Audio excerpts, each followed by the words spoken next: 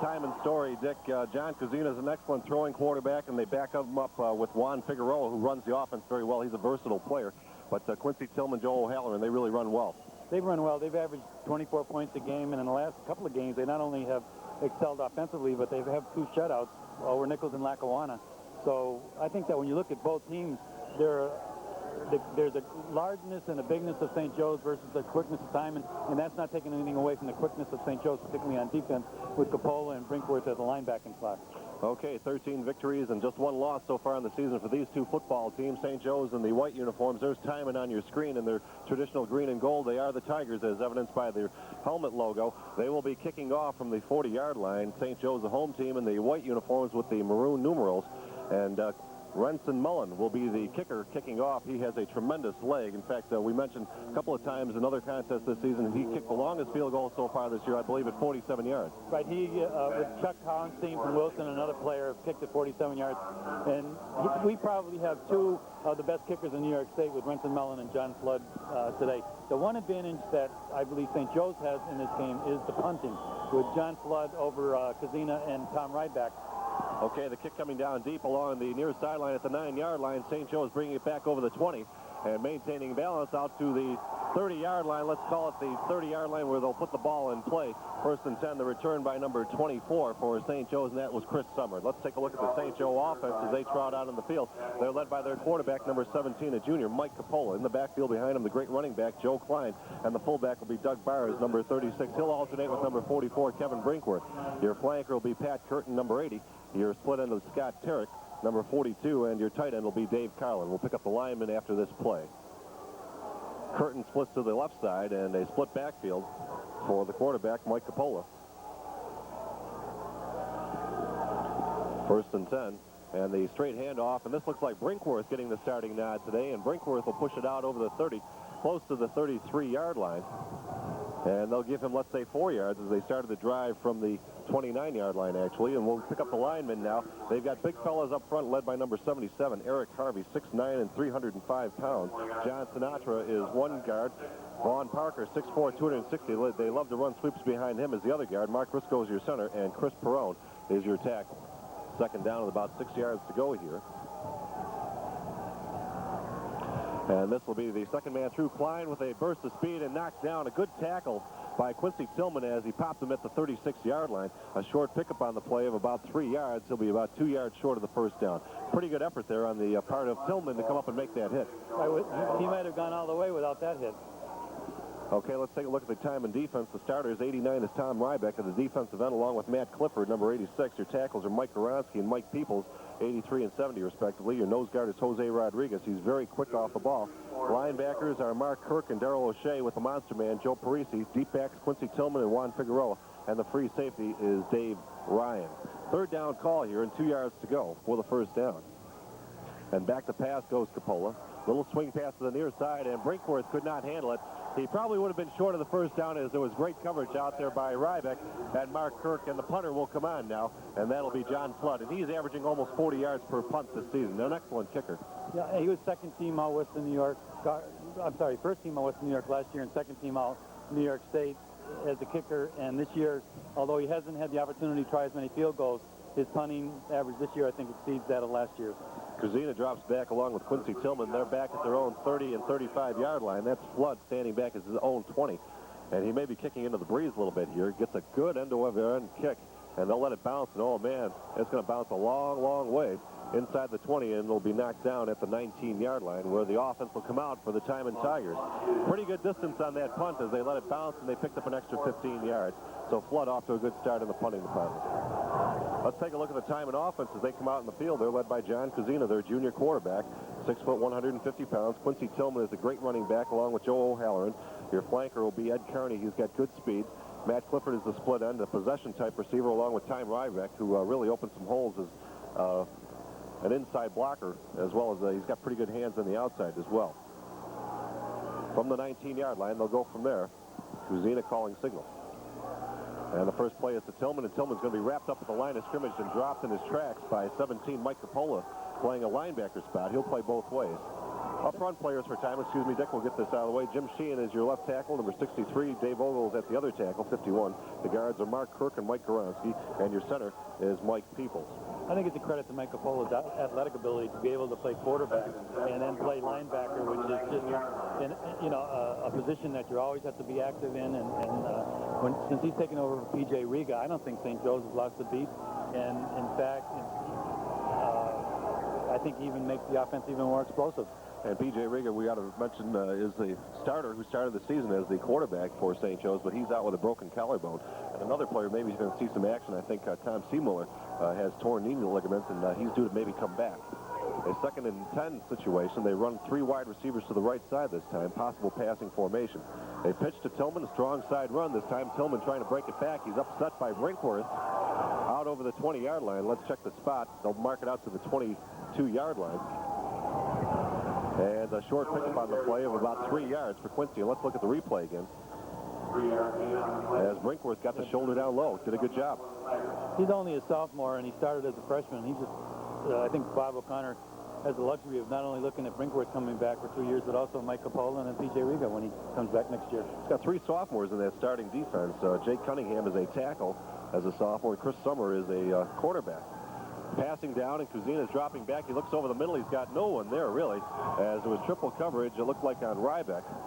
They're attempting to reach him at the 30-yard line. The ball falls incomplete. So we'll take a look at the opposing punter coming out there for the Timon Tigers. Kuzina will do the punting, we believe. And the punt return team coming out for the St. Joe's Marauders. Looks like number 24, Chris Summer, that sophomore that we had talked about, will be dropping back. And strong breeze blowing through the park here. It's probably going to upset the passing game. Yeah, when I was down the field earlier, there's just a squirrel at Rich Stadium that makes it extremely difficult to pass the ball. Low snap, and on the hop, it's fielded. And a weak punt. And they're looking for some bounce here, and they'll get some as the ball will roll very short inside the 40-yard line. At the 38-yard line, St. Joe's gets a break there on the miscued punt. And there you said that could be a factor in the contest, and now the field position shows it. And I think with the wind as it is, it's going to be a factor throughout the game, not only in the passing, but in the kicking. Defense out there for St. Joe's, and Capola, the quarterback, call signals in the huddle, as you see there. Great break here. In fact, 36-yard line is where they're going to spot the football. They gave him the touch of the ball instead of letting it bounce to the 38. So from the 36, 1st and 10, a good opportunity for St. Joe's. The Marauders 7-0 on their season. And we're in the first quarter here, their 2nd possession. This is Joe Klein. He's got great speed to the outside. He breaks it. What a great move there. And he's down inside the 20-yard line. Joe Klein with first down yardage from the 36, down inside the 20 to the 18. Super block by 47. I don't have 47. That was 46 with Terry Curtin. We'll have to find that out, but he sprung Klein. Joe was injured all of last year. Well, he did a good job there. And I really think he just started to come to his own in the middle of the season. At Grand Island, he could have gained 300 yards, but had about 100 yards called back, and then last week gained 312, and he's just an exceptional runner. First down of the ball game for St. Joe's, and they are on the march here. Man in motion is number 44, Brinkworth. And the give will be to Klein, and Klein is going to be dropped at the line of scrimmage, maybe a half-a-yard pickup. I think number 47 is Doug Bars. Doug Bars? He normally wears number 36, I believe.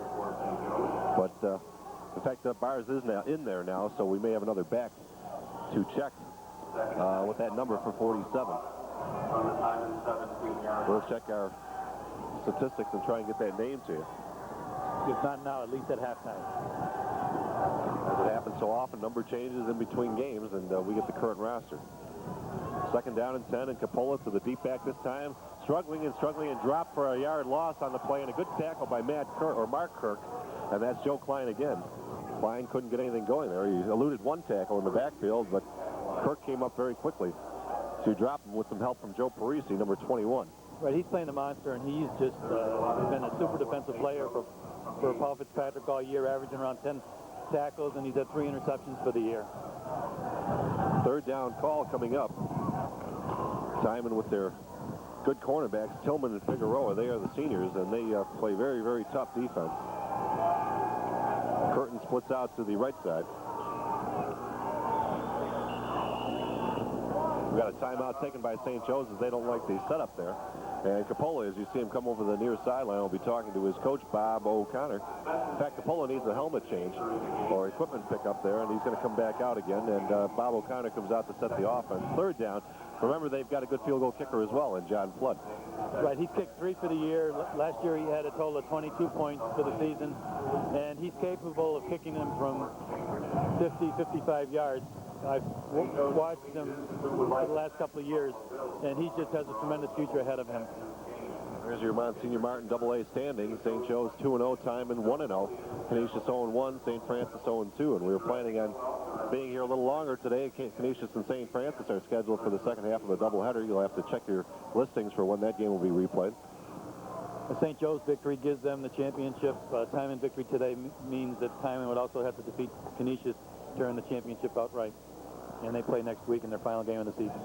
Paul Fitzpatrick sits the defense out there, and Coppola breaks the huddle. Third down, and looks like about 11 yards with 6:22 to go here in this first quarter.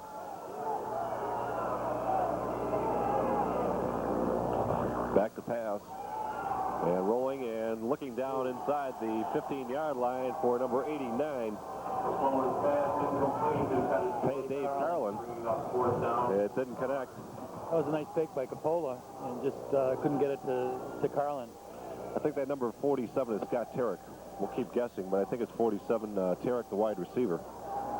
We have him listed as 42 on the roster. Yeah, Scott caught the touchdown against Clarence on I believe, the final play of the game that kept the Marauders' win streak alive and gave them the 15-12 victory over the Red Devils. Okay, the ball is going to be spotted at the 26-yard line, so a 36-yard field goal into a breeze for Flood. The put down, the kick is going to be short as he kicks it wide right and did not have the distance on that one, so that big opportunity to put points on the board goes for naught here, and St. Joe's will send their defense out with Timon's offense coming back out of the play. And I think 12 to go here in the first quarter, no score. I think that neither team can afford to lose the ability to put points on the board when you get the opportunities, and this is one that the Marauders failed to score.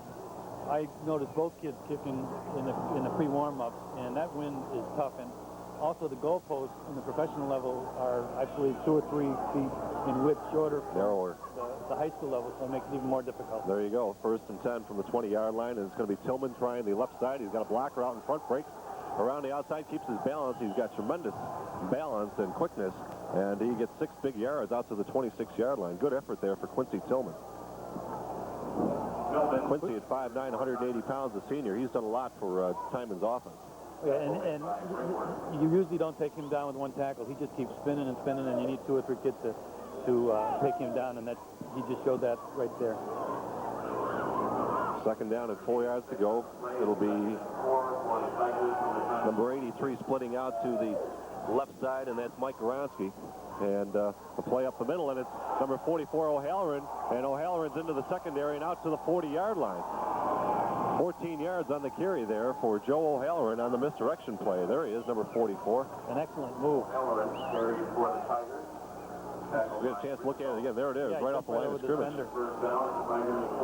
Got past the first wall of tacklers and got into the secondary. In fact, everybody looking the opposite way with a good play fake. First and 10. And that is Timon's first down of the ball game. Tight formation. And they give to O'Halloran again, and O'Halloran again pushes up to the 45-yard line. Pretty good yardage there. 5 big yards for Joe O'Halloran. He's a tough runner, not very big. O'Halloran, number 44, stands 5'9", and he weighs about 150 pounds, according to the roster that we have. Timon just has a history of having those small, quick backs from South Buffalo. There's your St. Joe starting defense, your up-front players, Grisco, Sheeler, Parker, Cunningham, and Carlin. They're tough. And the fumble on the play and a turnover possibly coming up. St. Joe's thinks they have it, and they do. Out at the 48-yard line, St. Joe's will recover the quarterback fumble to snap. And St. Joe's offense coming out. Mike Coppola coming out again, removing some of the equipment.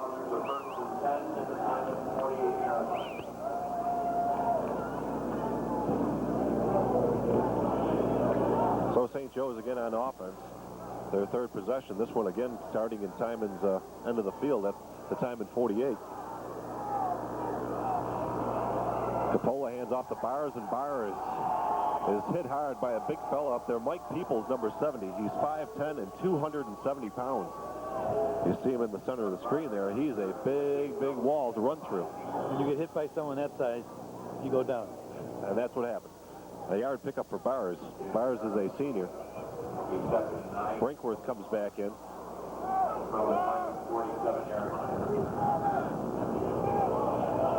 Temperature at about 40 degrees here at game time, but that wind really whipping through the stadium here, putting a pretty good chill on things. 2nd and 9. A long count, and Coppola's in trouble, and he's wrapped up by Clifford. Not sure what the play call was, but it loses 5 yards. Back inside St. Joe's territory to the 49, and that's Matt Clifford, the senior defensive end. Let's look at it again. Something went wrong with the play. Brinkworth was blocking. I don't know if that was something went wrong. I think that was designed. In the previous down, when the Marauders had the ball and Coppola threw, and he rolled out, no one was covering him. And in this case, if Clifford hadn't made that play, he would have had about a 30-yard gain. 5-yard loss on the play back to the 49, so we're back to a 3rd and 14 situation. Passing down, and it's a draw play to number 31, Klein, and Klein keeps his balance and fights forward to the 42. Klein will get 9 yards on the play. And decision time for Bob O'Connor. It's a 3rd and 4 coming up. Again, look at the replay. Look at the balance for Joe Klein, Dick. It's hit once, twice, 3. Just keeps the legs going. Bob O'Connor wants to see another John Flood punt, but you never know about a fake on 4th and 4. 2 good coaches here in Bob O'Connor and Paul Fitzpatrick. Outstanding. Bob O'Connor has a 46-23 record over 8 years. Fitz has a record of 7-4, 18-1 over 11 years. Short fake, and it's number 46, and he's not going to get there. We could have called that one from up here. Terry Curtin got the center snap, and he went nowhere. In fact, he lost the yard. So on the 4th down play, they'll turn the football over. And we'll go back the other way, 1st and 10. I think it was number 50, Mark Gronowski, that stopped Curtin. Okay, the other defensive players out there. Mike Coppola is a linebacker along with Clinton Brinkworth for St. Joe's. The deep backs are Scott Tarrick, number 47, Chris Summer, number 24. With the safeties, Terry Curtin and Ray Appenheimer, number 41. Appenheimer is a junior. 1st and 10 from the 42. And dropping back is Kuzina, looking over the middle and deep. He's got a man out there, and it's intercepted by Summer. What a great interception. He's down at the 34-yard line, but flags all over the field. We'll have to wait for the call. Looked like a legal procedure against Timon. We're going to talk about it, and it is. Let's look at the replay. Gun throw there for Kuzina. Tremendous interception. Chris Summer, just a sophomore. Good athlete, 5'10", 145 pounds, and on the turnover, St. Joe's will come back out with their offense from their own 34-yard line, 1st and 10. Penalty decline. We've talked about the offense of both teams, but defensively, I think Timon's only allowed 7.5 points a game, and St. Joe's 6 points a game during the course of the season. So tough defenses out there. 1:29 and counting down here in the 1st quarter. Coppola with the give to Klein, the second man through the hole, and he'll just push it out over the 35 to the 36-yard line. 2nd down coming up. St. Joe's backs, Joe Klein, 121 carries, as you mentioned earlier, for 1,011 yards so far in the season, scored 7 touchdowns. Kevin Brinkworth, as a sophomore, scored 5 touchdowns this year, rushing. He's a tough player. The overall record between the two teams, it's obviously very close. 20 wins for Timon, 19 losses, and 1 tie. This is the 41st meeting of these two schools. And a little too long maybe on the play. Let's wait and see as the officials trot in from the sideline.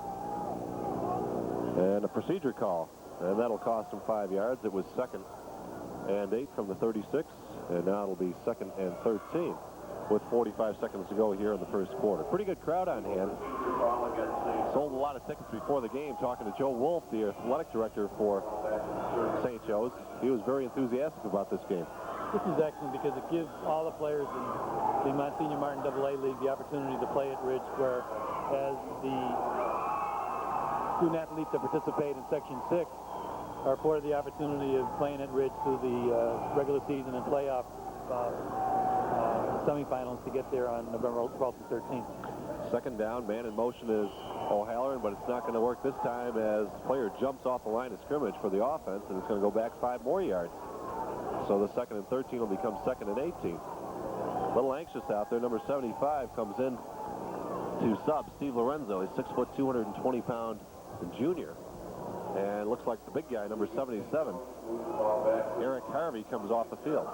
With a game like this, you can expect some of the kids to be nervous, and playing at Ridge, the concentration, you know, they have to extend that a little bit, particularly with the swirling wind down there. Riga is in at a wide receiver, P.J. Riga, and Curtin came out 2nd and 18, and it's going to be a draw to Klein, and Klein running back into the pile, and boy, they've got him this time. Maybe 2 yards on the carry for Joe Klein, wrapped up by, looks like, the entire defense. And we've come to the close of the first quarter of play here at Rich Stadium in Orchard Park, New York, with the score: the Timon Tigers, nothing; the St. Joe's Marauders, nothing. More information on these teams: St. Joe's has lost the last 4 of 5 the meetings between these two teams, and the one game was just a tremendous 21-21 tie a few years ago, and then they had a great game in the Mud Bowl at Ron Jaworski Stadium. Right, 1985, when St. Joe's, or I should say Timon won 14-12 with Mike Robertson throwing to Tommy Sheen for, I believe, a couple of TD passes. But this rivalry started in 1948. It's become one of the premier rivalries in Western New York high school football, and it's taken cycles in the last, with St. Joe's in the 60s and 70s, you know, winning. In the last 10 years, Timon has won 8 games. They've only lost in 1982, and as you mentioned, the tie in 1984, I believe, 21-21.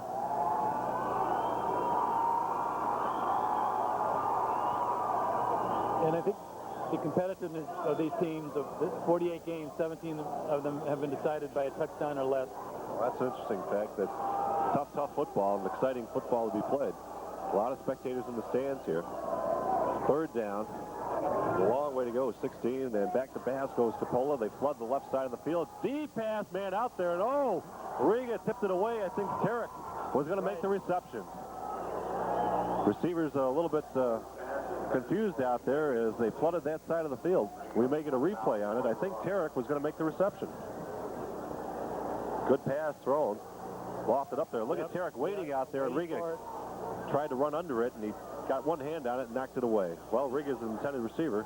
That goes for naught. And I thought PJ was out for the season, so I apologize to the Marauders. I was told the same thing. Weak snap and mishandled by Flood, but look at this high kick coming down to Kazina, and he'll be run out of bounds at the 46-yard line. Not a bad kick under those conditions. He was under the gun. There's John Flood. Ball drifted on him. That's what he's telling his coach from the center snap. So the wind is swirling, as you mentioned, Dick. You're right down on the field. Excellent kick, and now that Timon has excellent field position. And I think if you look at the first quarter, with the couple of the penalties that the Marauders took and the turnovers, look at this quarter, someone to start taking control of the game. Timon breaks the huddle, and Kazina brings him up.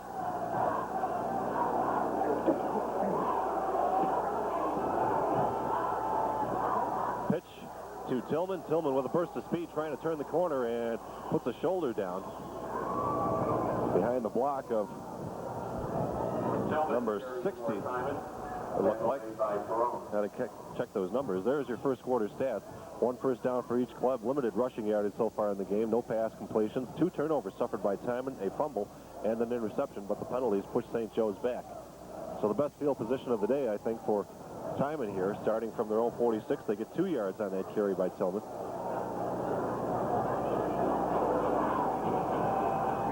Second down and 8. And this is Tillman again, and he's dropped in the backfield. Number 57 coming up quickly on the play, Mark Grisco, to put a hit on. Parker's been a tremendous two-way player for the Marauders, and got two older brothers that played. One of them played for Kent State, and they played at Williamsville East with Mark going to St. Joseph's for his interscholastic high school academic and football career. Rybeck comes out, and they send in Carney as they split end to the left side, and number 83, Goronski, splits to the right. 3rd and 9. Kuzina back to pass. Got a good arm. Lost the pass up along the sideline for Clifford, and Clifford couldn't run under it. He was covered on the play by 46, Terry Curtin. And a 4th down call coming up. They'll send the punter out. The play was there. Clifford could have got to the pass.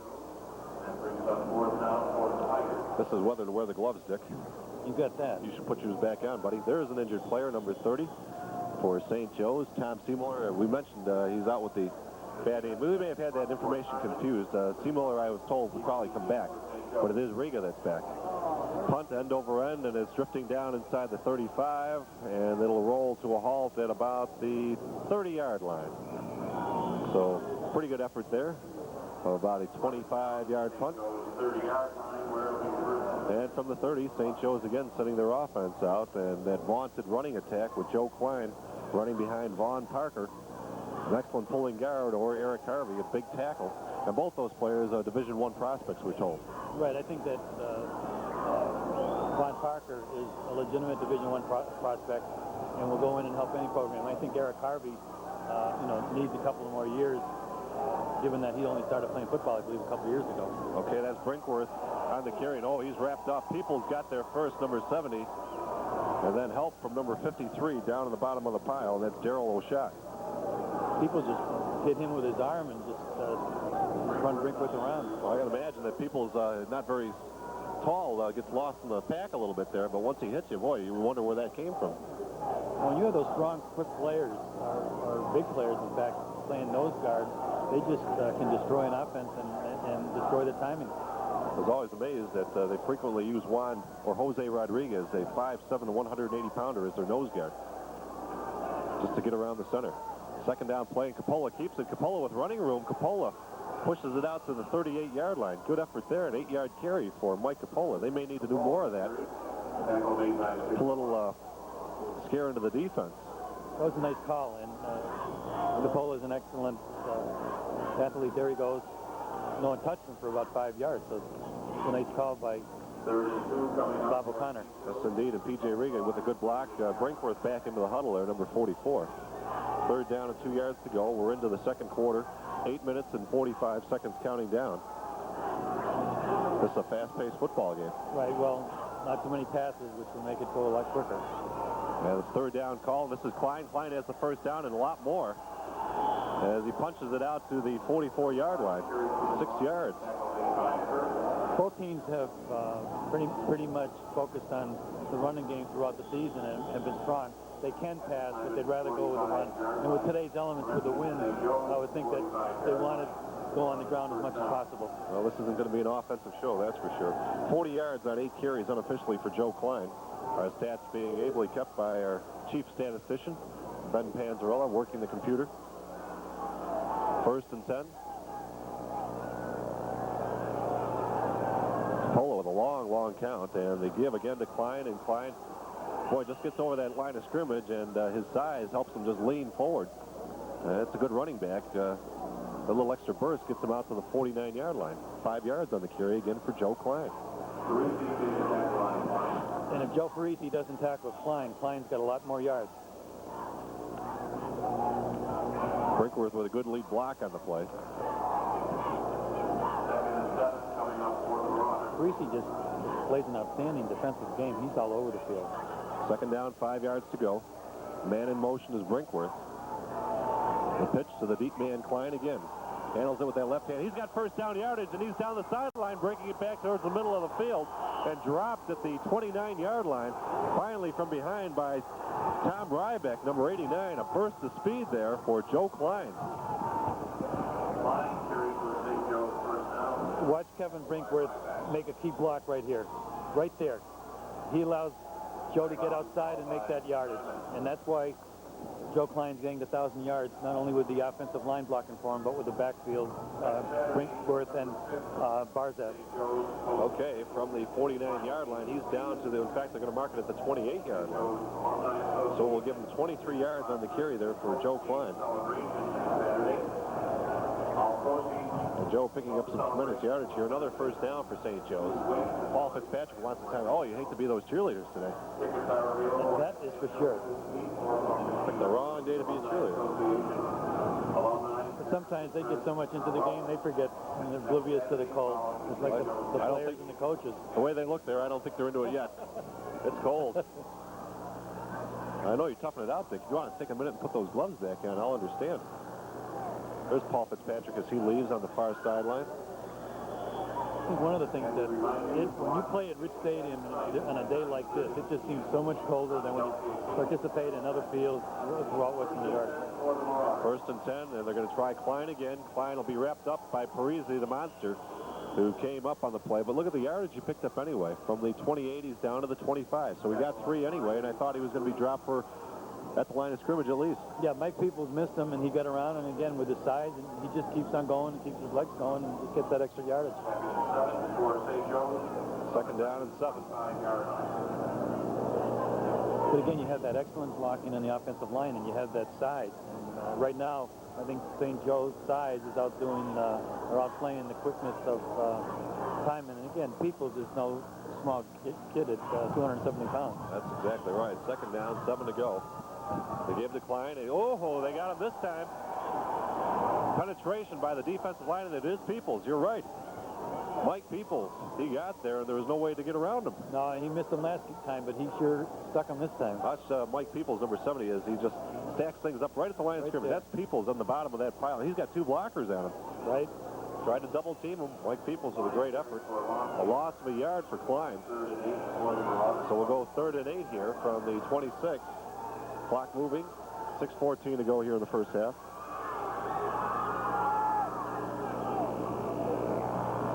Dropping back is Capola looking for the down and out. Hard throw and tapped up in the air by Carlin, number 89. 2 players in the same spot.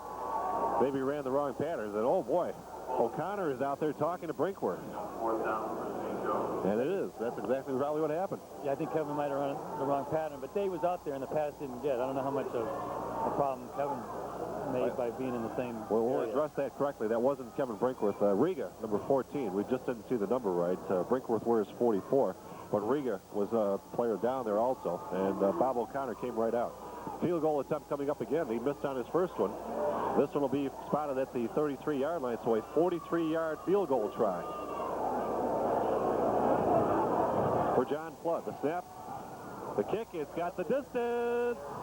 Oh, just wide right. Wide right. Wide right. John Flood had the leg that time for 43 yards. The older you get, you know, your eyes go. So seeing them increasing in age, it's sometimes difficult to see the numbers out there. Okay, they'll spot the football at the 20-yard line, and Timon trying to get some offense cooking here. They just have 1 first down so far in this first half of football. You know, the last 3 games that St. Joe's has played, Dave Carlin has just played outstanding offensively and defensively, and he's one of the big playmen for the Marauders, and you might see a big play made by Dave during the course of the game. Figueroa is in at quarterback. We expected to see this. Juan Figueroa, look at him try forward for 6 yards. Good effort there for Juan Figueroa. They pull Kazina from time to time during the course of a contest and play Juan Figueroa. I'm not sure what the strategy is. I think Kazina is a better thrower. I think that what Fitz thinks is that both kids are outstanding athletes, and he's got 2 kids that can play the quarterback slot, and he just gives them both the opportunity. And I think that that's fair for both of the kids. Good pickup there, 6 yards for Figueroa, but the clock is moving here. Second down, 4. They'll give to the first man, and the penalty flag down is bursting into the secondary was O'Halloran. We'll get the call. Looks like it's going to be against the Marauders. That would be an automatic first down. We'll wait for the signal. They are going to march the ball upfield from the 26. Looks like 5 yards to the 31. And they'll move the chains up. Well, our season continuing, Dick, and I'm not sure how much time we want to spend on it. We've been so confused by the way the Section 6 playoff structure is going to take place and who's in and who's out. But things are really being settled this weekend. Yeah, we can get to that. Maybe at halftime we'll spend some time on it. Sure. First down, and the first man through is O'Halloran. O'Halloran maintains his balance, and O'Halloran pushes to the 40-yard line. 9 yards on the pickup for Joe O'Halloran. Tough running back. In the last play, he looked like he was going to gain a lot of yardage, but the whistles blew, and he went out now and gained 9. 30 yards on 3 carries for Joe O'Halloran. Second down and 1 now. This might be one of those downs where they may decide to throw the football. Although the running game is clicking, starting this drive from their own 20. And Figueroa wants the first down, and he'll get it. 2 yards is what he needed to pick up the first down, and that's what he's got out to the 42. So the drive stays alive here. Another first down for Timon. And Ryback checks back in. Go ahead. One of the things you always watch or notice about a Timon game is that when they have a 3rd and 8 or a 2nd and 4, Paul Fitz has a play for it. They don't go for the long bomb. They go for ball control offense, and that was an example right there. Ed Carney splits out as the wide receiver down at the bottom of your screen. And Figueroa with the handoff to Tillman, and Tillman is going to be wrapped up by Brinkworth in the backfield with some help. But there's a flag down. Late flag coming in.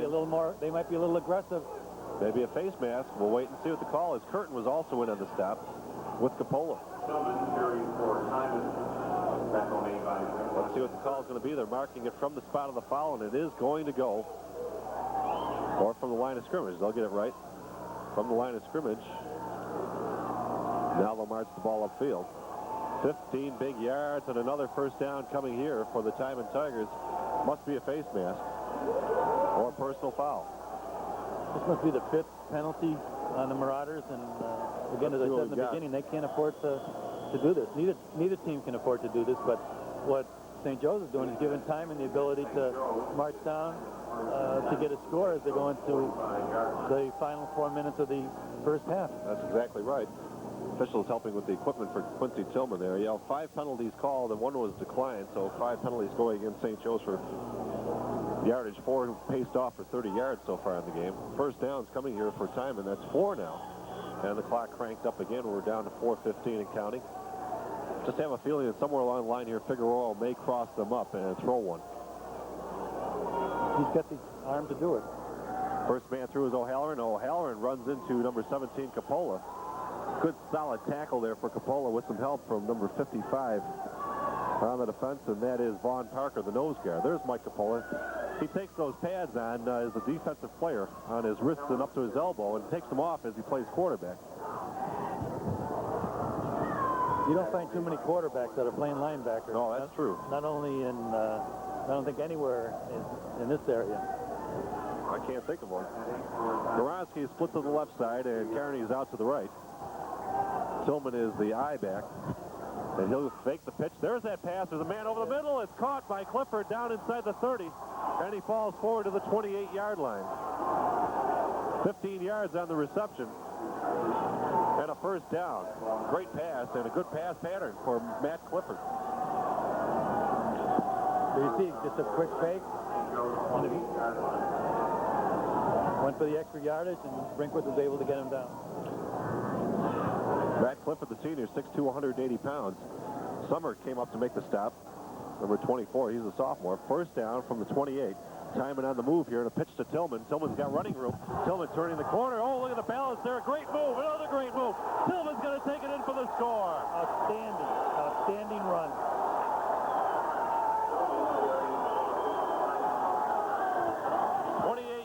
For Quincy Tillman, and Timon breaks this game open in the first half. An 80-yard drive. Let's look at the replay, Dick. Outstanding. Just threw it out there. Excellent blocking. Watch this cutback. Just cuts back. Boys, 2 Marauders. 6 points for Timon. 6-0 score. 28 yards for Timon on the scoring run. Mullen in for the extra point try. Snap is down, the kick is up, and it's good.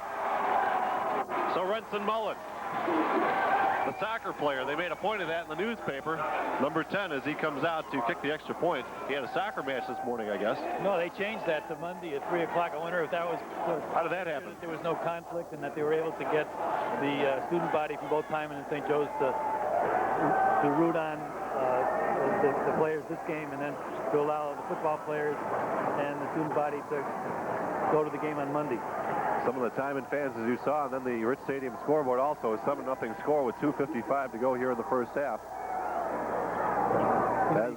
You can't afford penalties at any level, and what happened with that 15-yarder, it just looked like gave them the Tigers the momentum. And they threw just the one pass on the drive for Figueroa, so he has completed his 1 for 15 yards, the only completion of the day so far. Good substituting on the part of Fitz.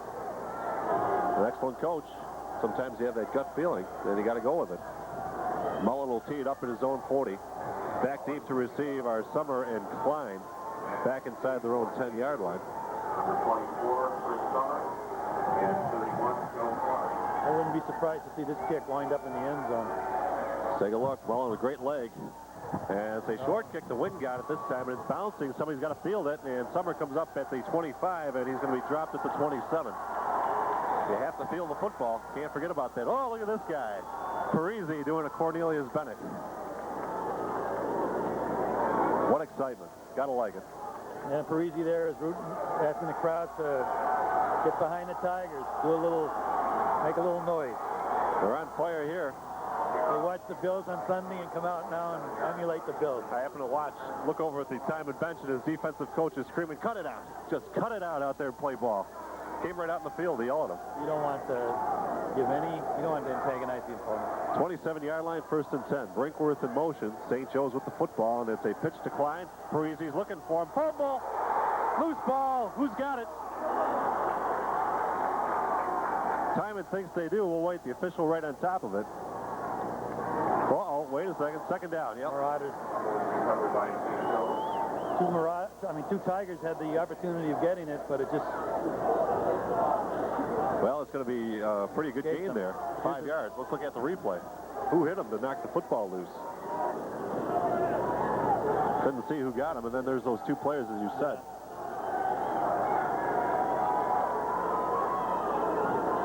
Second down to 5 from the 33, so they picked up 5 yards for Klein on the fumble. Capola again to Klein. Klein cuts it back inside, and he's going to be close to the 1st down. Depends on the spot. Did he fumble again? Looks like it. Let's see where they spot the football. Yeah, ball came loose. They only give him a couple of yards on the carry there. And they spot the ball for 35, and a timeout taken by the official, as Gerald O'Shea has a shoelace problem. Now they crank it up down to 1:45 to go here in the first half. An excellent football game. And Capola may have to start throwing the ball here. 3rd and 2.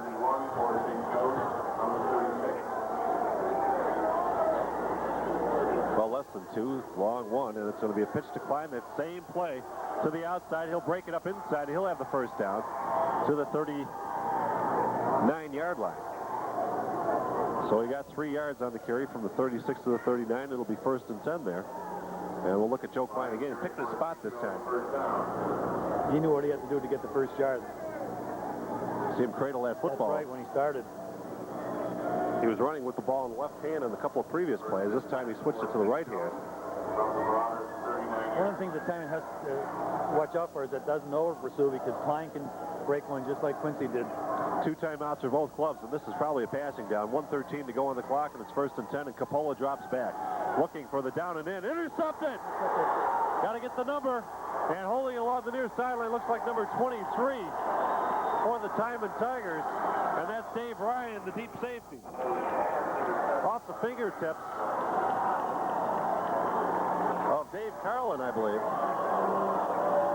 And we'll look at the replay again, Dick.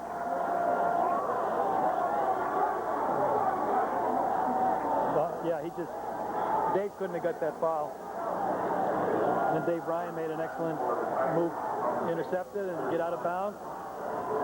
And the Tigers have a minute to try and put more points on the board. First turnover suffered by the St. Joe's team. They fumbled a couple of times on this drive before giving up the ball. Now on the interception, they recovered their own fumble.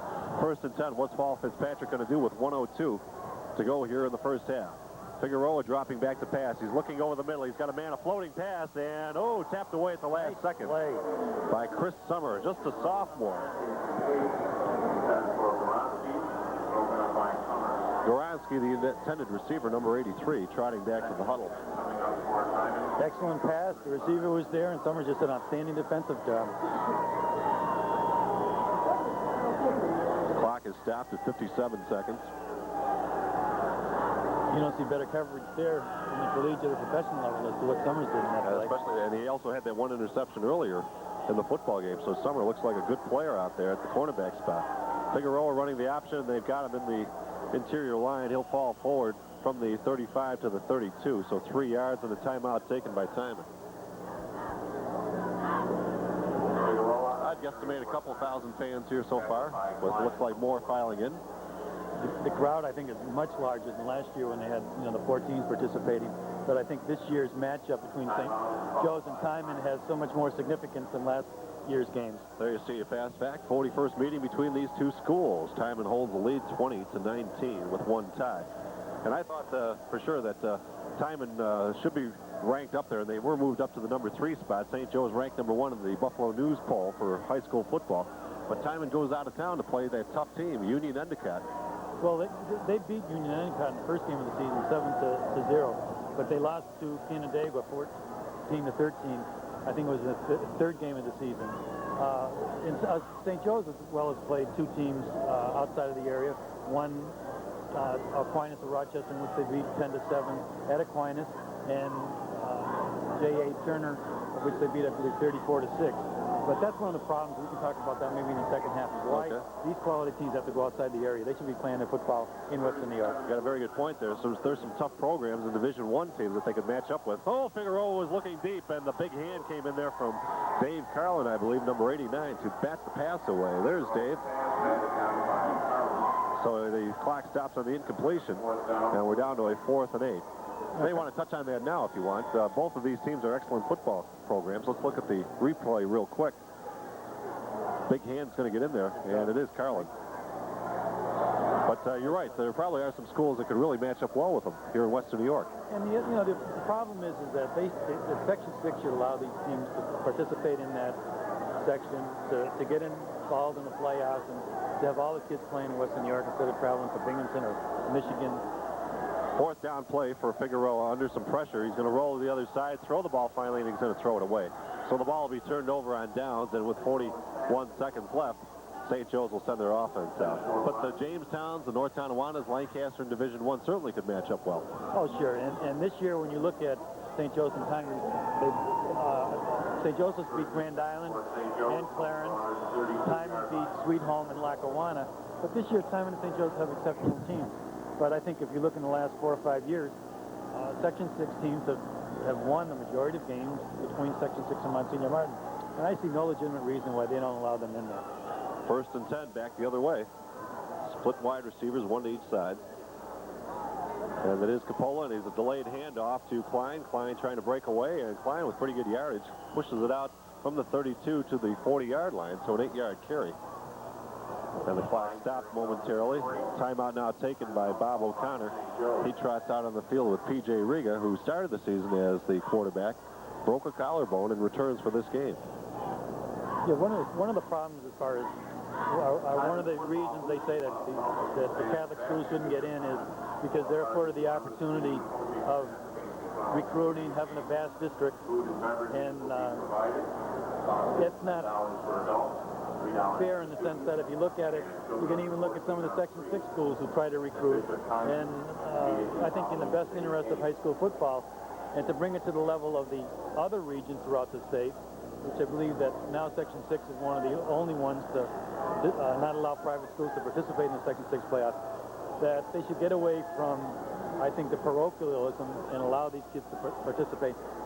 And what you have is not only the quality players on this field, but quality student athletes, kids that are helping out in their community in so many different endeavors. And why penalize them? And I think that Bill Pauling and the Bills really ought to be commended for affording them the opportunity to play at Rich and at least live the dream. 2nd down, 2 yards to go, and Joe Wolf, the athletic director from St. Joe's, wanted us to make sure we mention that to the Bills. Very, very helpful in getting this day's events underway here, with Bill Polian in particular. Deep pass down the sideline, man out there, and it's intercepted by Quincy Tillman. He maintains his balance, and he's going to try and return this football. And now dragged down from behind in a face mask. Maybe coming up here as a penalty flag comes down inside the 50-yard line. Again, if Riga doesn't get Tillman, then Tillman might have gone all the way to that interception. Well, it's not a face mask, it's a clip. It's going to go against Timon, so they'll push the ball back 15 yards from the spot of the foul. The ball returned on the interception with just 22 seconds to go here in the half. One of the things you notice is that the ball is just hanging up there. It's not getting out there. And on both teams, some of the receivers are open, but it's just that it's hanging up and allowing the defenders to get over there.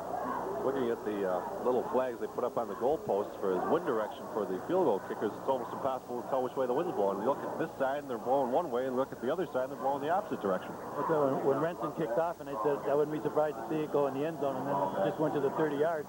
That was an example of that. The wind just got that and brought it back.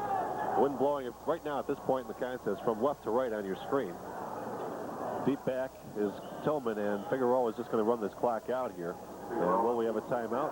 No, they're going to let the clock wind down. 3, 2, 1, and head to the locker room here at Rich Stadium in Orchard Park, New York. And there's our score. The Timon Tigers 7 and the St. Joe's Marauders nothing. And what we're going to do is total up our first half stats. We may have a guest or two at halftime, and we'll come back as you look at the excited Tiger fans with our halftime show. And there's your score, Timon 7, St. Joe's nothing. We'll be back in a moment.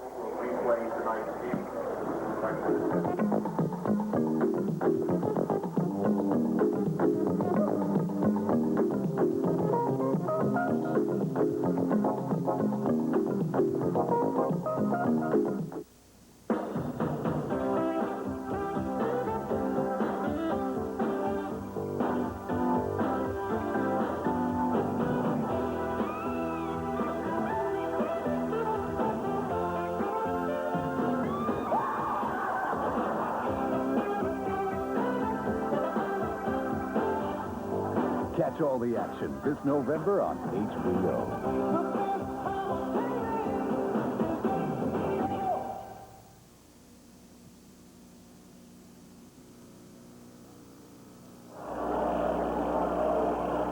Halftime, and it's 7-0. Timon over St. Joe's, and we have a quick interview here with a fellow from the St. Joe's Collegiate Institute, and that is Jack Kenny. And Jack, great things going on at St. Joe's with a new facility built, and people enjoying that very much.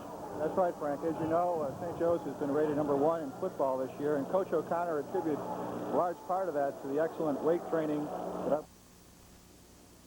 This year we hope to have our own weight training facility for the football team, for all the sports, and for our phys ed classes right at school, and we hope to start putting that up very soon. Okay, and the enrollment, 800 boys, I was told. That's right. We're the largest private school in the area, and we are an all-boys school. Okay, and the football team currently ranked #1, a big source of pride for all the students, but right in this game right now, things are a little bit tough. Well, both teams have played pretty well. There's been mistakes on both sides. Both teams seem to be prepared. Our boys worked very hard. They wanted to come out today at Rich Stadium and play the best game that they possibly can. They've done a little bit of that. I hope they're going to do a little bit more in the second half, but of course, Timon's always a formidable football foe, and we look forward to meeting him, especially in a place like this. This is a great place for Catholic League football. Okay, and two great players on your offensive line, Eric Harvey and Vaughn Parker. Have they decided where they're going to attend college yet? No, I don't think they have. They're going to wait till the end of the season and then probably look at the options they have. Both very nice fellows. We're glad to have them at St. Joe's. They're a credit to the school. Okay, Jack, thank you for stopping by. Enjoyed talking to you. Okay, and halftime 7-0. We're going to get Dick Gallagher to step in very quickly, and then we'll run through the first half statistics. Dick, try and update us a little bit if you can on the situation with the Section 6 playoffs, just the best you can.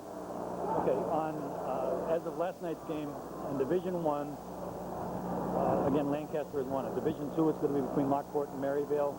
With Lockport wins, they win the championship. If not, Maryvale wins. Either one of them, they won't go on the wild card.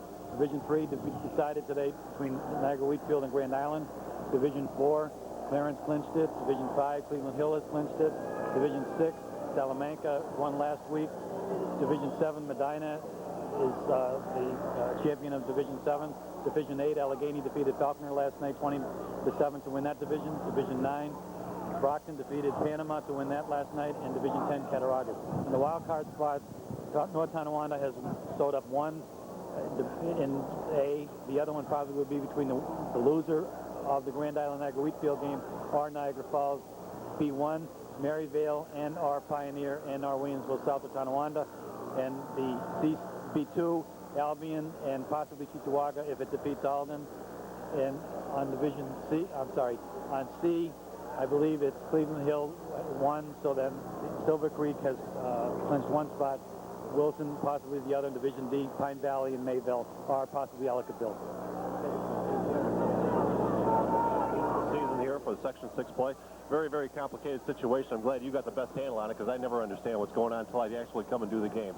There's your first half stats. Timon and St. Joe's equal in first downs and pretty close in rushing yardage. In fact, total yardage, you can't get any closer. 97-98. That's our unofficial statistics. What a balanced ball game. 2 turnovers for each club. And four big penalties on St. Joe's. 3 of them were illegal procedure calls, but the one critical one was the 15-yard penalty for the face mask after the player was down. That allowed Timon to move into a position where they started throwing the ball. They threw the ball one time, made that one pass completion, then Tillman took it in from 28 yards out for the touchdown in the second quarter. That led to the 7-0 game that we have right now. Both teams sending their kickoff return clubs and kickoff units out onto the field. And Dick, we're very, very glad that you're able to come in and help us out here. Walter John not able to be with us for this first contest of the doubleheader here today, but very, very helpful all season long. We want to give you a vote of thanks on that. I appreciate it. We also appreciate what Adelphia does as far as publicizing Western New York high school football, and particularly allowing the kids, for example, to go home tonight and to watch these games on TV. And I just think that that's outstanding, and it's a credit to your company. Okay, Dick, get the glove back on. I'll hold this for you while you do. And the kickoff from John Flood. He got a toe into that one, coming deep down on the short kick to the 15-yard line. It went a long way, and then the wind got to it, and it looks like Figueroa is going to bring it out to the 33-yard line. We'll put the offensive unit in play. And we'll again run through the starting unit for the Timon Tigers on offense, as their quarterback will be John Kazina, I believe, starting the second half. We'll make sure of that.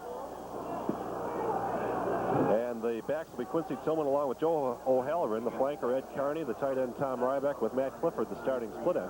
Goransky will get an awful lot of time in as well. The up front players, Jim Sheehan and Dave Vogel, are the tackles. Mark Kirk and Mike Goransky are the guards, and Mike Peoples is the center.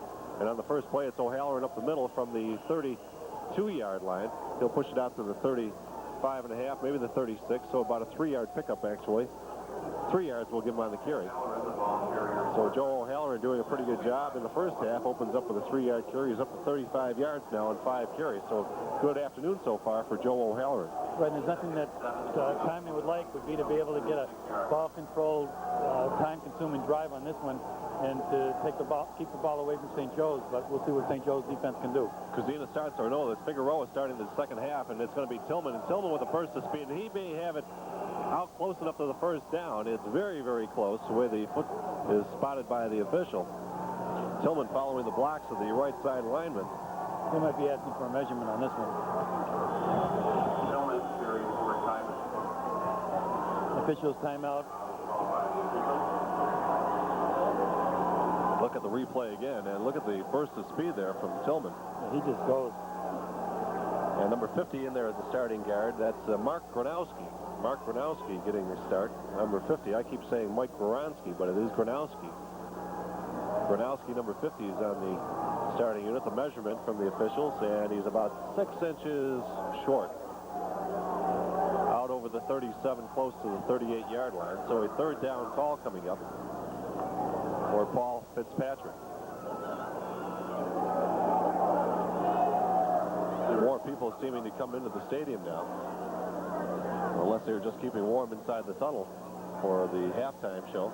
Well, I think some are even coming in now for the Kenesha St. Francis game. So by the end of this game, you'll probably have 4,000 or 5,000 people in attendance, which is a tribute to the competitiveness of these teams, and also I think the publicity that the media has generated for this day.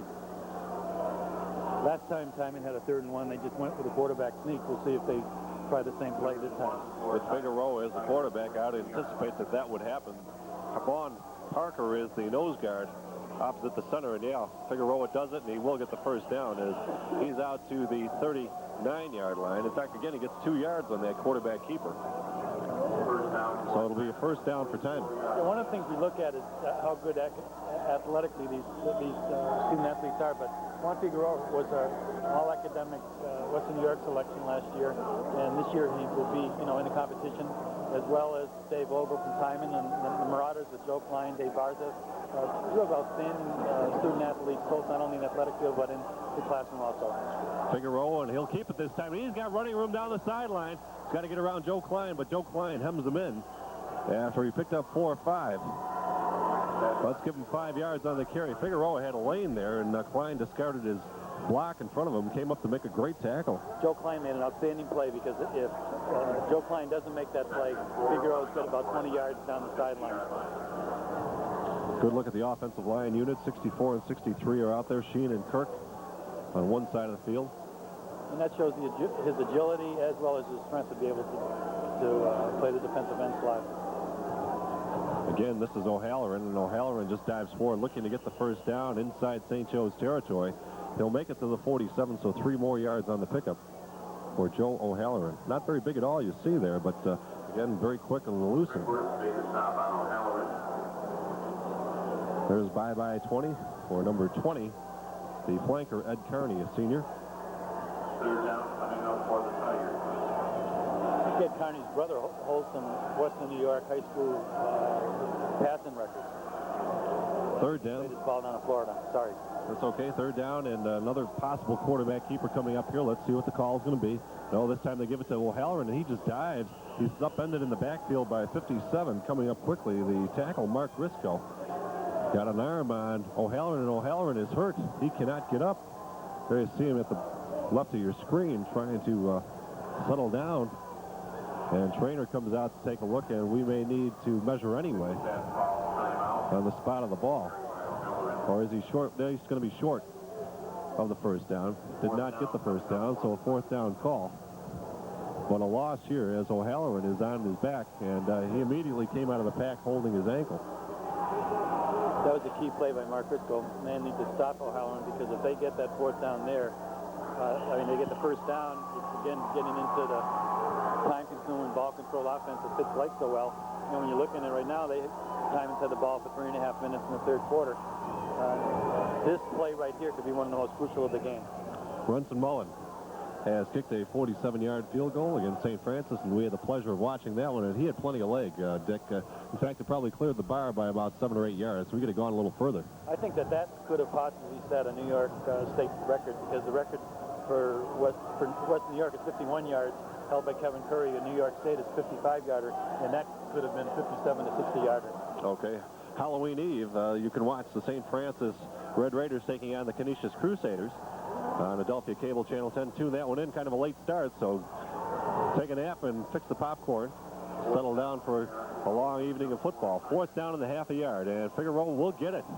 Great offensive surge behind his center, Mike Peoples, 5'10", 270 pounds, and Peoples, there you see him. Not hard to follow that guy. Again, that's the third time that they've run that, and they needed that 1 yard, and just to attribute to the interior line of Timon. We've spoken often as to the outstanding offensive line of the Marauders, but Timon wouldn't be here today with the record they have if they didn't have outstanding offensive line. Keeping the ball on the ground, the clock continues to move. We're down to 8:15 to go here in this third quarter, and it's going to be Tillman. Tillman cuts it back in off his tackle, and he'll push it down to the 41-yard line. About 4 yards for Quincy Tillman. Tillman having a pretty good afternoon. He has the only touchdown, and he has 50 yards on 8 carries. He's averaged 90 yards a game for the season. Look at the quickness of his feet. Took 2 or 3 fellows to get to him, too. Excellent block again by number 50. Mark Gronowski. Gronowski's a senior at 5'6" and 205 pounds, and he's at the side with Dave Vogel, the 5'9", 200-pound senior as well. Figueroa keeps it. Figueroa pushing for the first down, and he's close to it. Down almost to exactly the 35-yard line. Depends on the spot of the football for the officials, whether he'll get the first down. This is just what you don't want if you're a St. Joe's fan. Right, and just what you want if you're a Tiger fan. That's the way it works, huh? Right. down. They're not going to give him the first down. Just needs to get the football inside the 35. Figueroa doing that on his own last time, and let's see what he does here. He may try it again. Yep. He does, and he picks the spot, and he has the first down. Gets 4 yards, actually, down to the 31-yard line. 1st and 10. They finished the first half with 5 first downs, and on this drive, they started from their own 33-yard line after the kickoff, and they've had nothing but possession here, picking up 3 first downs on this drive. Marauders are going to have to bring up their linebackers when they get into this 3rd and 1. Absolutely. There was nobody up there to fill that gap. He just had to pick whether to go left or right behind his center, and he went left. At the same time, that affords them the opportunity to get him all in and then throw a pass. 1st and 10. And again, it's O'Halloran back into the game, and O'Halloran hangs on to the football. Must have just drew a cramp or a bruise on his ankle as he's back in there. And he'll get 4 yards. 4 yards per crack. That's just all you need to keep the ball. Down to the 27-yard line. And the clock again moving down to 6:10 to go here in the 3rd quarter. This is one of the longer drives we've seen in high school football. Right, they had an 80-yard drive to get the first score, and they're going the same route this time. What I'm referring to is more with the clock. Referring to the time taken off the clock as being long, as we're down to, this is a 6-minute drive here with 6:02 to go now, and the clock stopped momentarily. Equipment problems, now they crank it up. One of the best drives I ever saw was last year with Jamestown. In 1 quarter, 1 drive, they consumed 11 minutes. Oh, jeez. Unbelievable. That's tough to beat. Option, Tillman, he's got the corner. Tillman, he tried to slice it inside the tackle of Joe Klein. If he had broken that one, he had end zone in front of him. But as it is, he'll get the first down to the 19-yard line. Outstanding pitch by Figueroa. 8 yards on the carry for Quincy Tillman. He is having a day.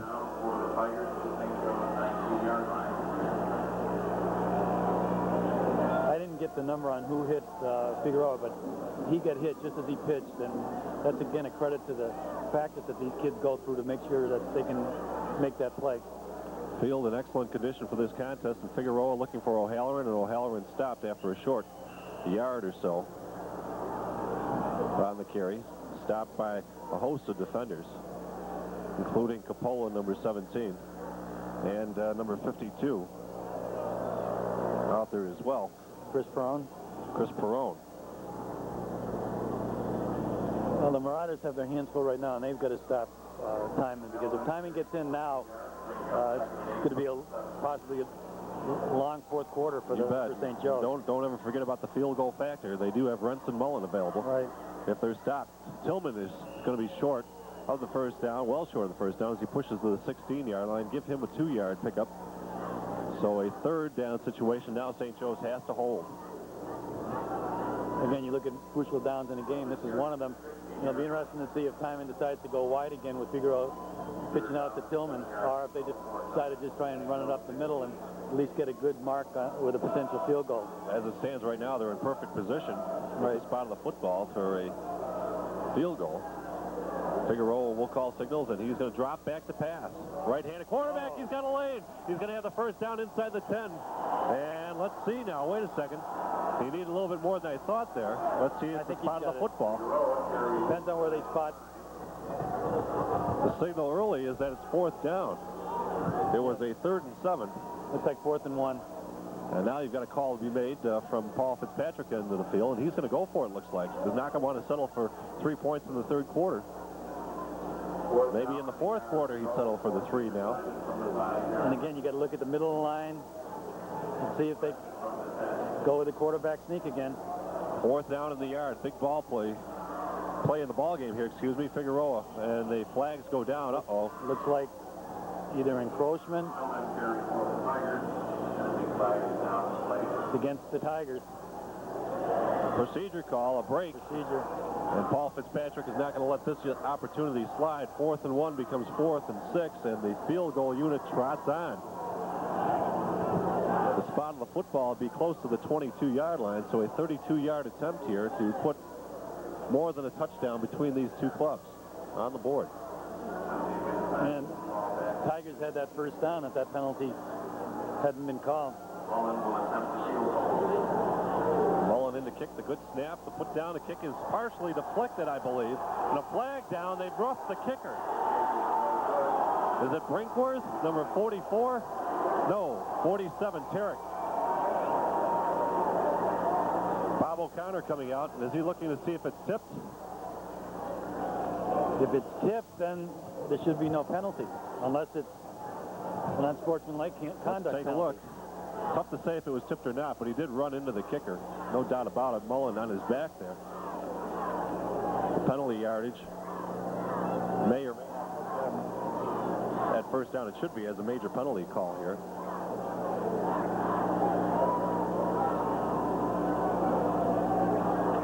They're going to mark off from the 15-yard line down inside the It'll be first down. 7.5-yard line. So a 7.5-yard penalty.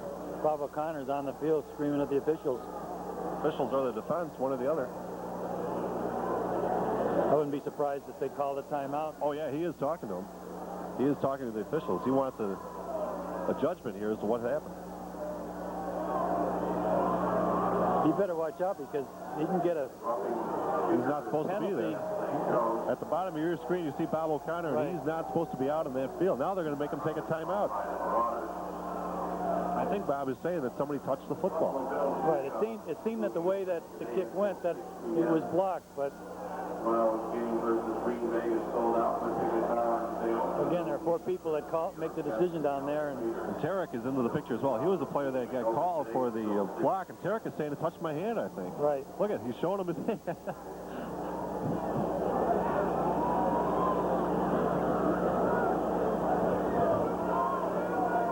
Oh, is he angry? Bob O'Connor not happy at this point in the contest with that call. Well, I think that at this point, that even though you're trying to make a point, you got to be careful because you don't want to give any more yardage to the opposition. And the Tigers have a first down and 8 for a touchdown, and the way that they're playing defense and with the swirling wind, it would be a miraculous recovery for the Marauders to get back into this game. If again, Timon scores on this drive, so you don't want to give them any additional advantage. He may have used up most of that timeout. Now he's going to try and get in the huddle there, but he may have used up most of that timeout just talking to the official. Can't have too much time left available to him. I thought initially it was the official's timeout so that he could explain to Coach O'Connor what the call was, but now it looks like with Bob going into the huddle that it was the St. Joe's timeout. I saw the signal, and they've taken one off the scoreboard for him. There's Paul Fitzpatrick, by the way, the opposing head coach. Paul's been around a long time. I think in 11 years he has accumulated a 68-17-1 record, and that's just, I know it's one of the best winning percentage not only in this area but in New York State. Bob still talking to the officials as he comes off the field. He was ill yesterday. They mentioned to me that he wasn't feeling good at school. Figueroa is going to be wrapped up in the backfield for a loss of a yard by Joe Klein.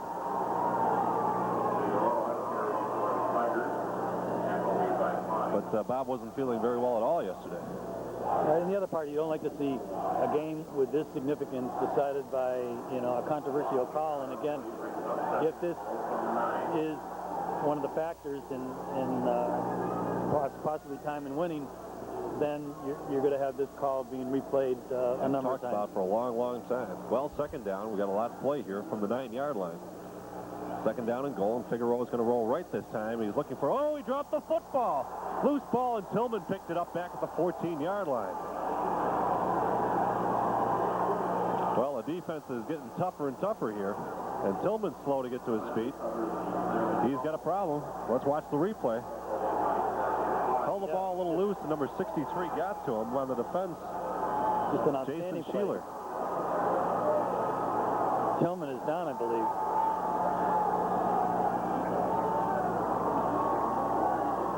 Tillman is in some trouble over there. St. Joe's trainer also coming out to talk to him. We've got a substitute player, number 30, checking in, and that'll be we'll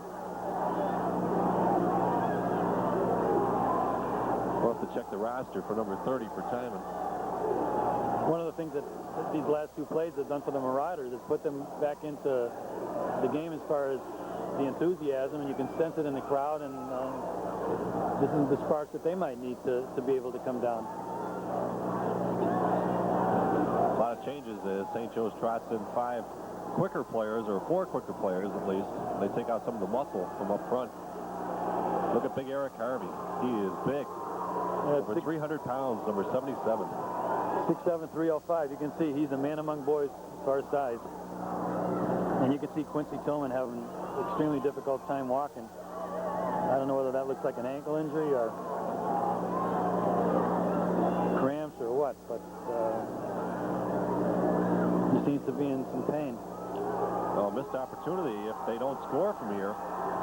As you look at the large school poll, St. Joe's currently ranked number 1, Lancaster ranked number 2, and Timon right up there number 3, and probably would have been ranked higher had they tied or won that previous game. They may have, obviously, I think they would have been ranked number 1. They have the strongest program, I think, this year. North Tonawanda ranked 4th, Clarence up there at number 5. Tied for number 5 is Grover Cleveland. Maryvale, a good team. We had a great game against Orchard Park. Ranked number 7, Lockport at 8, Jamestown at 9, and Wheatfield and Grand Island tied for number 10. I think Lancaster, when you look at these teams, is that you'd love to see a game between Lancaster and either one of these teams. 3rd and 14, passing down, and Figueroa is going to try it. Looking for a crossing pattern, throws to the corner, and it's intercepted. In the end zone, we're going to get a touchback by number 46, Terry Curtin, the senior. And no points scored for the Timon Tigers, and St. Joe's on fire out there. Look at the replay again. He threw it into a crowd. Again, you look at it, though, the ball just hung up there because the receiver was open, and then Marauders were able to get over there and just made an outstanding play in intercepting the pass and stopping this drive. Terry Curtin with the interception in front of Tom Rybeck, so back the other way they'll go, 1st and 10. So finally, they get possession of the football. Timon received the 3rd quarter kickoff here, and now with 2:18 to go in the 3rd quarter, St. Joe's gets their first chance on offense. Right, and with St. Joe's being ranked number 1, one of the reasons why you're there is you have character and you have the ability, and now they've got to show that, and they showed it stopping Tigers, but they have to do something offensively. Brinkworth in motion, and it's going to be a handoff to Klein, trying to left side. Klein trying to turn the corner, and he's got running room over the 25, out over the 30, and down the near sideline. He'll be forced out of bounds. It looks like the 33, 34-yard line. And Von Parker made an outstanding block to allow Joe to get on the outside and to gain that yardage. We might see that in the replay right now. Ryback tried to hold his position. There you see, Von pulled and just took Ryback out of the play. And that's one of the reasons why he's one of the leading contenders for all Western New York, as well as one of the Division I-A top prospects from this area. First down carry out to the 32, so 12 yards for Klein on that one. And he's up to 60 yards. And 102 yards now for Joe Klein, and he's trapped at the line of scrimmage and dropped as he tried to swing it to the opposite side. We have Joe Klein for 17 carries now in the game. Back to 100 yards. Excellent pursuit. Excellent pursuit by the Tiger defense, particularly Joe Parisi. 2nd and 9 coming up here with 1:48 counting down here in the 3rd quarter. A great football game on the high school level. Two of the best programs in Western New York in 1988.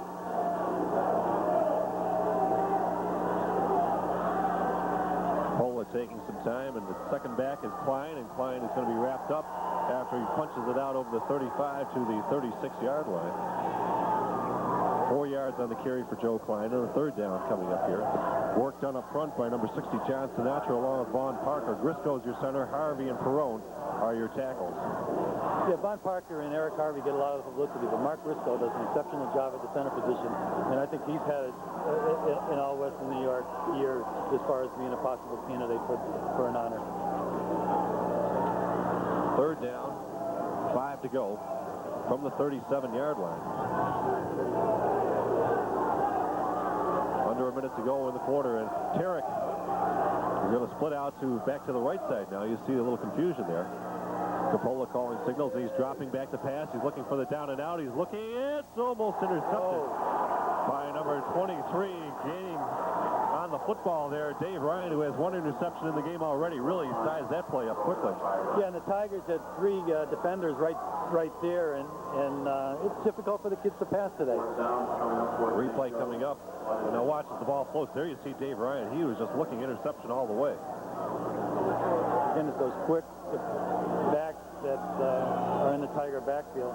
That's Dave Ryan there, and now John Flood will be punting from his own 22. It's a good kick away. Plenty of toe in that one. Fair catch signaled, and oh, he dropped the ball. Kuzina. And he's going to fall on it back at the 28-yard line. John Kuzina tried to make an extremely tough catch of that punt. Excellent punt by John Flood, and again, that just helps the Marauders in getting the Tigers back from where they were on the 10-yard line, now back to the starting on the 27. About a 36-yard punt there for John Flood under tough wind conditions. Shows you the strength of his leg. Timon will run their offense back out on the field. We're counting down under 18 seconds to go here in the third quarter from Rich Stadium in Orchard Park. Figueroa drops the ball. Let's see what the call is going to be. Second down. He recovers his own fumble on the center snap. And the clock will wind down now. And the official signal from the officials on the field as we come to the close of 3 quarters of play here at Rich Stadium in Orchard Park. It's the Timon Tigers 7. St. Joe's Marauders nothing. They'll trot all the way back to the other end of the field. The fans give them a nice round of applause. Looking in the background, we see some of the Canisius players loosening up, and they're blue and gold. And there's your near sideline with the St. Joe's Marauders coaching staff. The third quarter, Timon had the ball for one series that almost took 10 minutes. St. Joe's had it for one series, one first down, then had a punt. And Timon had a couple of plays in the end of the quarter. It's just ball control type of offense. Absolutely. The Marauders need to make something happen now. Timon's got the lead. There's only 12 minutes left in the game. And I think that what helped St. Joe's is the stand that they took in the last series of Timon. And what might hurt Timon is the loss of Quincy Tillman, who has just been an outstanding force for them the entire year. And O'Halloran's going to have to pick up the spark. And I think, I don't know whether O'Shea plays in the backfield or not, to be honest with you. I'm not sure. No, Frank, one of the things that we talk about is the polls with St. Joe's being the number 1 and Timon number 3. But if you look in the last 8 years that the Buffalo News polls that have been in existence, Timon's been in the top 10, 7 of the 8, St. Joe's 5 of the 8. So these programs are consistently good. Very, very good. Second down, 10 yards. Back to pass is Figueroa looking for screen to O'Halloran, and O'Halloran eludes one tackle and takes off on the sideline and up over the 30-yard line. Started from his 27, and a missed tackle in the backfield would have been a big loss. But as it is, he gets it out to the 33-yard line, so 6 yards on the pass reception for Joe O'Halloran. I thought Scott Tarrick had a shot at him in the backfield, but he was able to get away. Another Tiger who's off the field limping. 63 is going to head off. That's Jim Sheehan. Substitute in there very quickly. Number 51 still out there, Dave Vogel. We'll pick up the substitute player as quick as we can. Figueroa on third and about 4. Pump fakes, in trouble, now caught. And look at him drive forward. He's close to the first down. Juan Figueroa just pushing hard. Looks like initial signal is going to be a face mask, maybe against St. Joe's. There's your third quarter stats. St. Joe's starting to fall behind in yards a little bit here. They were very close at the half, 1 yard separating the two clubs, but Timon commits a turnover as they had a chance to score. And there's your penalties as well. So pretty even football game between two good teams, but add another penalty now as St. Joe's again commits the critical mistake, taking a bad penalty. I think they had stopped him on that third down play, short of the first down. Well, what they do now is just following the same pattern as they did in the second period when Timon had the 80-yard drive, and it just affords them the opportunity to now be in the Marauder territory. And Timon would, even if it doesn't score, would like to play the game in Marauders territory the rest of the game. And that's where they're at right now at the Marauders' 48-yard line. 11:28 and counting down here in the fourth quarter. They give up the middle to O'Halloran, and O'Halloran will get inside the 45-yard line down to the 44. Look at Big Peoples coming off the pile. He was leading the charge there for the offensive line. He's like a machine out there. He just, as soon as that ball snaps, he just, overpowers people. Looks like number 53 is out there for Timon, Darrell O'Shea, as one of the line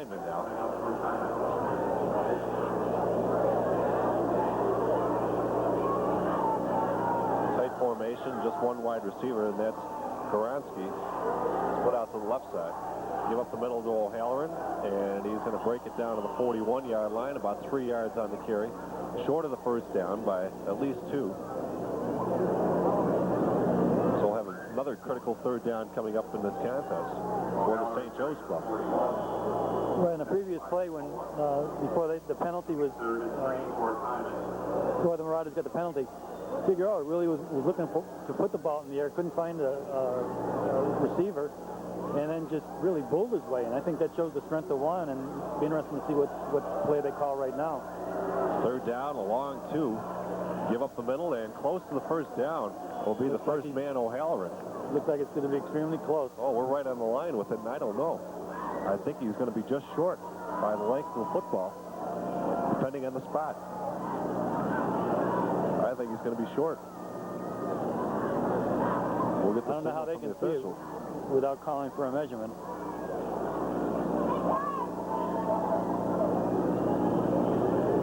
Fourth down indicated by the officials, and it is. It's fourth down. Carney checks out, and Clifford comes in on the fourth down play. They're going to run probably double tight end offense. And you can just count on Figueroa to keep the football here. That's the safest play. Fourth and inches. Look where Coppola is right now. To give, and I think the forward progress will give him the first down. The official is spotting it. It is beyond the first down marker. There's the signal. Another first down for Timon. So the drive stays alive. That is their 12th first down. You know, seconds so precious in this game. When the officials were trying to decide whether it was a first down or not, about 20 seconds ticked off. You would think that at least they would take an official's timeout to make sure that all the time is expended playing football. Good point. 9:05 to go on the clock now. Ryback comes out of the game, and Carney splits to the left with Goransky split to the right. First and 10 from the 38. They give to the first man, and they've got him. Coppola, Brinkworth there, along with 52, Chris Perrone. They dropped O'Halloran right there, and there's a flag down in the secondary.